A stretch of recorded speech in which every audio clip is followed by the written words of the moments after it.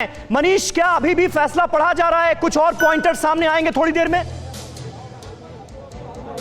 जी नहीं, देखिए अदालत ने अपना फैसला सुना दिया है और सभी आरोपियों को बरी कर दिया है। यानी अभी मौजूद अदालत में मौजूद 26 के 26 आरोपी अब यहां से वापस घर जा सकते हैं और अब उन्हें जो केवल साइन और वगैरह सब की कुछ तकनीकी फॉर्मेलिटी है जो कुछ ही मिनट का होता है उसी के बाद है। और इस फैसले के बाद खुशी की लहर सब जगह दौड़ गई है।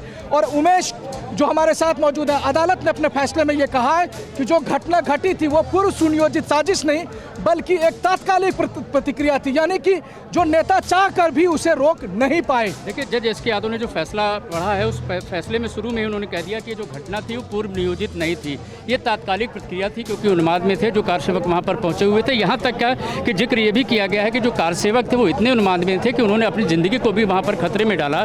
पुलिस प्रशासन ने और जो नेता वहाँ पर मौजूद थे उन्होंने उनको रोकने की कोशिश की, लेकिन वो इतने उन्माद में थे कि वो रुके नहीं और ये सब वहाँ पर हुआ है। मैं आपको बताना चाहूँगा 2000 पन्नों का ये पूरा फैसला है, लेकिन ये ऑपरेटिव पार्ट है और ऑपरेटिव पार्ट में ये माना गया है कि पूर्व नियोजित नहीं था, ये तात्कालिक प्रक्रिया थी, तात्कालिक रिएक्शन था जिसके चलते ये घटना हुई है। और लिहाजा जो प्रबल साक्ष्य हैं, प्रबल साक्ष्य के अभाव में इन सबको बरी कर दिया गया है। तो कुल मिलाकर के अगर बात की जाए तो ऑपरेटिव पार्ट में बड़ी चीज़ को माना गया कि तात्कालिक ये जो रिएक्शन था वो था जिसके चलते ये घटना हुई थी। तो इस घटने के इस फैसले को समझने के लिए आपको अपने स्मृति पटल में 6 दिसंबर 1992 का वो दृश्य रखना पड़ेगा। हो सकता है कुछ और क्लैरिटी हो।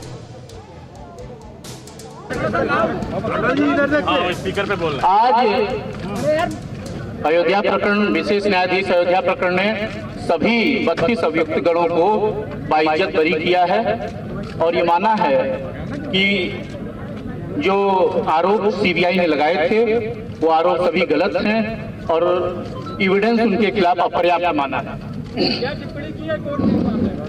टिप्पणी की है कि देखिए, विश्व हिंदू परिषद का या संघ परिवार का कोई योगदान नहीं था, ये ऐसे कुछ अराजक तत्वों ने ढांचा गिराया था और इन लोगों ने लगातार प्रयास किए रोकने को।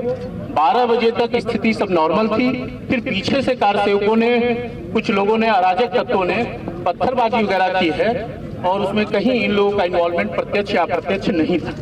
फोटो के आधार पे बताया कि फोटो के होने की वजह से किसी को अकेले नहीं बनाया जा सकता है। हाँ, फोटोग्राफ्स के बारे में कहा है कि उस समय निगेटिव भी उपलब्ध थी, लेकिन जो इन्वेस्टिगेटिंग अफसर्स थे वो निगेटिव प्रोड्यूस नहीं कर पाए वस्तु प्रदर्शन के रूप में और उसको सिद्ध नहीं कर पाए हैं। और जो वीडियो रिकॉर्डिंग्स थी वो सब फैब्रिकेटेड थी और वो उसमें कहीं न कहीं टेम्परिंग की गई थी, तो वो भी साक्ष्य के रूप में नहीं लिया जा सकता था। और सीबीआई ने 65 एविडेंस एक्ट के प्रोविजंस का, प्रावधानों का पालन नहीं किया, इसलिए साक्ष्य के अभाव में सभी अभियुक्त गणों को बाइज्जत बरी माननीय न्यायालय ने किया।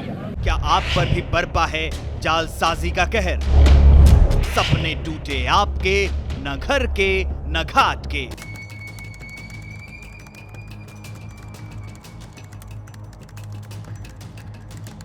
देखिए लूट घर हर रात 9:30 बजे। फिक्र आपकी,